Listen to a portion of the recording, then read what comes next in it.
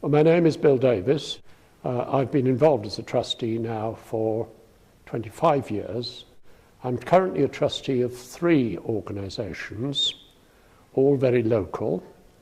One, and the largest of them, is the Care Network, which is an organisation which operates within the whole of Bath and North East Somerset. Another organisation, I have in fact been a member of the Parochial Church Council in the village I live, Englishcombe, for some 25 years.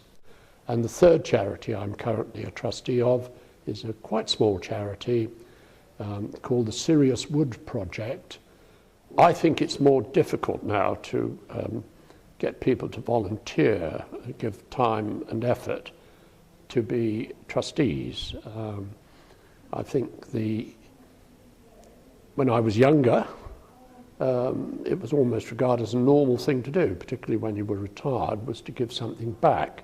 That attitude has changed a lot, and I think with the pressure on trustees, because of more complex and onerous demands made upon them, and maybe other issues have made it more difficult to recruit trustees than it perhaps was 20 years ago. Some of that is probably good and sensible. Some of it may be more bureaucracy that sadly we all have to live with. I think one thing that wasn't done really in the days when I first got involved as a trustee is to be honest with people who come forward and offer their services or are persuaded to do that, to be quite honest with them about the demands that will be made upon them. And I think when I first joined as a trustee, it was almost if you put your hand up, you were taken in, and that was it. Whereas now, I think there is a more honest approach and a clearer indication of what people are expected to do as trustees. And I think that maybe that's more obvious on the church side, where people used to join the PCCs just by being asked. I think they still are not properly recognising their full responsibilities as trustees. But I think the mood is changing, and generally organisations are being more honest with people who are offering their services. I don't think charities generally do enough to encourage young people to take a part. They're very rare.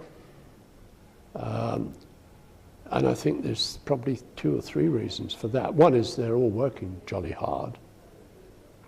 And we were all like that. I mean, I wasn't a trustee until I was well into my 50s. 2, I don't think charities generally do enough to encourage young people to take a part. And 3, I think the whole attitude in society to voluntary work has changed. And I think older people have still got this, have been brought up much more with an attitude to give something back than maybe the generations that are now coming up. There is no such thing as a society, said one eminent Prime Minister. Now, I think that's very sad. But I don't think we try hard enough to recruit young people. And I think what we should also do is to try to recruit people that have disabilities. How many times do you see a disabled person as a trustee on a charity? And I don't think we do enough there.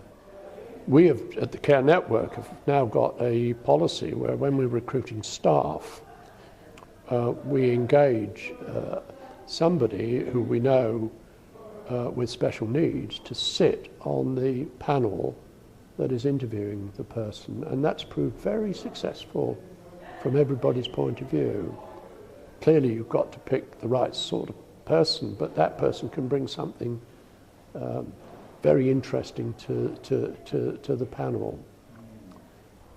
But I think there needs to be a broader line of thinking, and not just picking the bank managers and the solicitors, valuable though they are, and have an exclusive lot of people like me with a professional background as trustees. On the other hand, I don't think you ought to fill it up with anybody who's just prepared to sit there and not understand what's going on. There's a lot of ways of contributing, and I don't think we've examined or gone forward on all those lines.